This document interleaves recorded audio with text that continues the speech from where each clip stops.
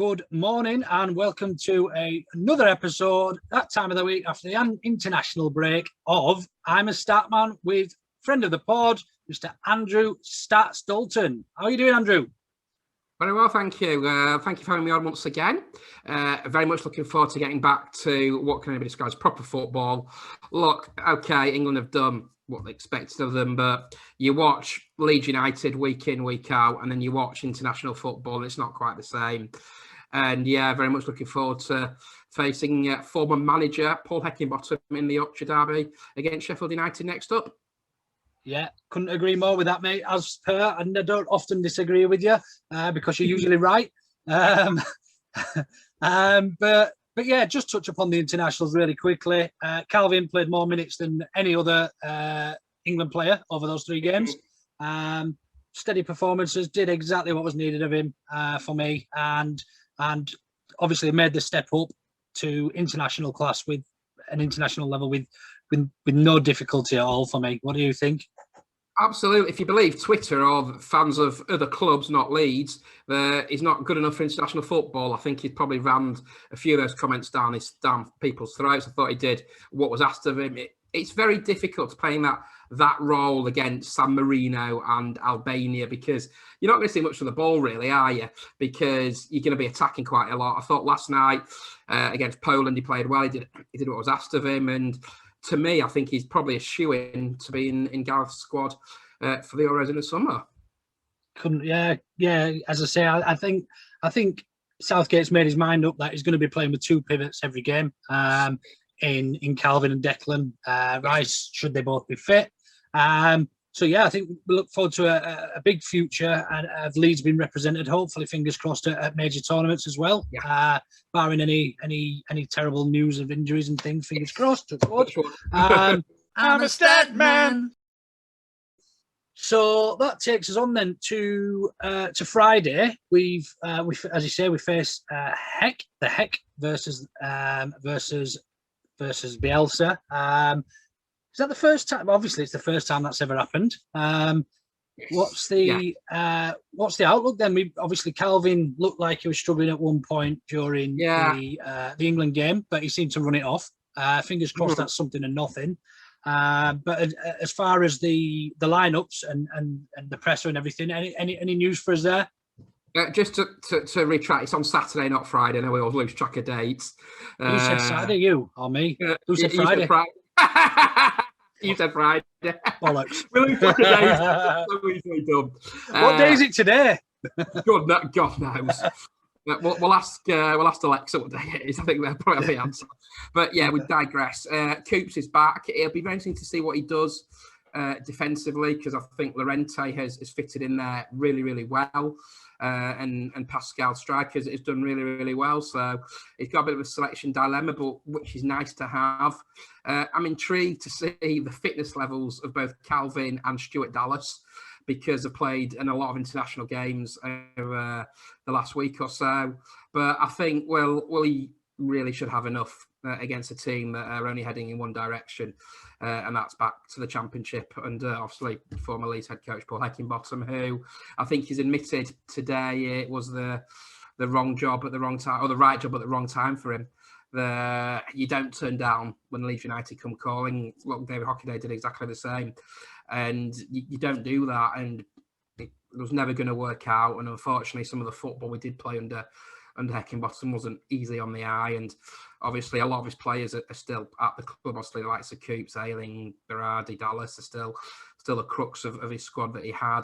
So yeah, it's a game that Leeds, after the victory over Fulham last time out, Luke, really should be looking to win and hit that magical 40-point mark, which everyone says is the mark for safety. Look, I know we're not in a relegation scrap. We've got, 9 games to go. Fulham are 13 points behind. I think they've only got 8 games to go. So, yeah, it'd just be nice to get to 40 points before what can be described as 3 very interesting games in Manchester City away and the doubleheader at home against Liverpool and Man United. Yeah, absolutely. So, with that in mind, then, you speak about, obviously, with us going to Sheffield with with not so many injury problems. Actually, I think even Koch is fully fit. He was played for the 23s before the international break. He's probably whether or not he's selected in the squad. But how do you see that? Do you think he'll rest Calvin then if he's had a knock, because he's got such a wide selection of defensive players back now? It's very interesting, isn't it? Because we've not really had this selection issue dilemma. In the whole season, and we're coming up to the 30th game of the season, and I think, will he take Phillips out the firing line because of the football that he's played? And as you said, as a precaution matter leading up to the big 3 games over the next few weeks. If Koch is fit, does he come in? Llorente's fit. Coops is fit. It's the first time we've had all 3 centre halves fit, basically. Yeah. So he has got a bit of selection dilemma. And if Calvin doesn't make it, does he put Llorente there in that sort of centre defensive midfield role? So it's nice to finally have these options. It's been a long time coming, and we've still, I don't think, had all 4 summer signings in Rodrigo, Rafinha, Koch and Llorente actually on the pitch at the same time yet. So it would be nice if we can get that eventually by the end of the season, and that West Brom game the end of May.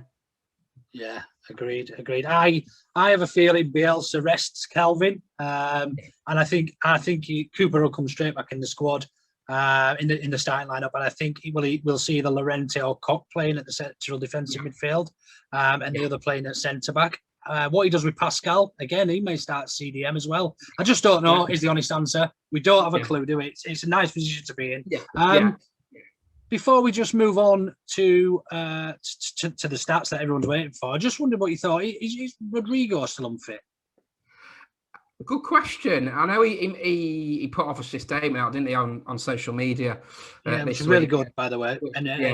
Thanks, Gabby Bonlahor. Please just leave Leeds United alone. We're sick of it. I'm not too sure, to be honest, because nothing's been mentioned about Rodrigo, if he is fit or not. It'd be nice if he was, to have another option on the bench if possible, because obviously you're not going to drop Bamford. The interesting one for me towards the end of the season, what happens with Pablo, because it's looking like he is going to be on the way out at the end of the season. He's not featured as much this season as he'd like to, and obviously we'd like to see him get a swung son in the Premier League before the end of the campaign. Yeah, it'd be nice for him just to get that one send off, that run out, along with Berra. Actually, I think Berra's time's up as well, and dependent what happens with Gianni as well. So yeah, they've been all 3 of them, regardless of what happens with Gianni. Been great servants over the past few years through some better times, but also difficult times as well, ups and downs, as we say. I'm a stat man. So yeah, that takes us on to prediction time. What's the score going to be, George Dawes? I have George Dawes. That's some shooting stars. There's a good reference. As a kid, I am going to go. And do you know what? I'm really confident on Saturday. I'm not usually this confident, but Leeds have got players returning, and we're obviously the victory over Fulham finally in London did us the power of good. I'm going to go for the same result as what happened on Easter Monday 1990. Leeds United 4, Sheffield United 0. Oof. I love your optimism. I admire that. I can have an egg on my face, but yeah, I'm confident. I'll have a bit of that. I can't remember if I've gone 3-0 or 3-1. Either way, I think we'll beat them comfortably. I don't think they should be able to put. They're not as good as Fulham, and we give Fulham a good schooling. So, yeah. So yeah, great stuff. Okay, on to the wacky bit where you give us some crazy ass stats. I'm a stat man. What have you got for us this week? This week, I've obviously delved into the archives. Patrick Bamford needs 1 more goal. He's on 40 at the moment. If he gets 1 more goal, he draws level with Robert Snodgrass for goals for Leeds United, and 2 more goals to draw level with Jimmy Floyd Hasselbank. We're looking to do the double over the Blades for the first time since the 91-92 season. We obviously won the old First Division. Back then, we won 4-3 at Ellen Road. Again, we were 4-0 up. And obviously, we won 3-2 at Bramwell Lane in that famous game that the day that ended up Leeds winning the old First Division. And another one for you, that should Patrick Bamford score against Sheffield United, which I hope he does on Saturday, he'll become the first Leeds United player to score home and away in the top flight against Alan Peacock in season 66-67. And what's interesting about that particular stat is Leeds played Sheffield United on back-to-back days. I think they played on the 26th of March 67, the 27th of March 67, or the 27th and 28th. So back in those days, you were playing teams day after day. So it was a bit different to all it is nowadays. So yeah, and also just a couple more. Paddy obviously needs a goal in the month of May. To hopefully become the first ever Leeds United player to score in every calendar month. Obviously, it's quite rare, but because of the circumstances that occurred with the season last time out, with games being played into June and July. And obviously, I think he needs one goal in each month to become the first Leeds player since Tom Jennings in 24-25 to become the first striker to score in every month in a top flight season for Leeds United. So yeah, plenty to go on, plenty of stats. And I like it when your eyes go like that. I do my research. So yeah, very much looking forward to this one. And also what's interesting that I did look into now, this is a very grey area. If Leeds do win on Saturday, as I can hear a dog in the background. Don't worry. Brilliant. Be chewing the postman's leg off or something. That's all. Nice. It'll be their first Yorkshire Derby victory at Ellen Road in the Premier League since May 2001. However, if you include Middlesbrough in Yorkshire, which is Middlesbrough in Yorkshire, I know it's a grey area. Nowhere near. Nobody wants to claim the Smoggies. Well, that's why it's a bit of a grey area. If it's Middlesbrough, it's 2001-2, which was, I think, May 2002. If we're not including Middlesbrough, it's Bradford City, which was, we gave Bradford City a good hiding back in May 2001, and we won that game 6-1. So, same again will be lovely on Saturday lunchtime at 3 o'clock, of course. Superb. Looking very much forward to it. As you say, real football is back. And when you've been spoke with Bielsa ball for the last couple of years, then you don't really look forward to Southgate ball in an England shirt. So I know the feeling. Yeah. One final thing before we do go, 5 for both. And I think it should be relatively easy given Neil Warnock managed both sides. But yeah, I'll leave it with you. Go ahead. Well, I did think about the one. I didn't want to make them too obvious, but here's my 5. John Pemberton, who Leeds signed from Sheffield United in November 93. Tony Agana, who had 3 games on loan from Notts County in season 91-92. The great Tony Curry, who was a maverick at both clubs. Brian Dean, of course, Leeds signed him from both clubs. And I'll go with the obvious one. Number 1 is Michael Brown. Michael Brown. You could have also had Billy Sharp, Paddy Kenny, and there's hundreds of them. We could be here all day. Great stuff. I'm going to go head off and watch Wakefield Trinity give Wigan a good hiding. Please? Yes, please. Yeah, and then going to catch up with you probably after the weekend, after the Leeds game, and we look forward to a tough run-in against City, Liverpool and Manchester Scum United. They're the ones. They're the games you want to be involved in, Luke. They're the games that you absolutely love. They're the games that the players will be looking forward to as well, playing against, putting themselves up against some multi-million pound signings and testing themselves. So a lot to look forward to as a Leeds fan over the next few weeks and months. As ever, thank you ever so much for your research and your statistics and for joining me. Take care. Until next time. Cheers, Stats.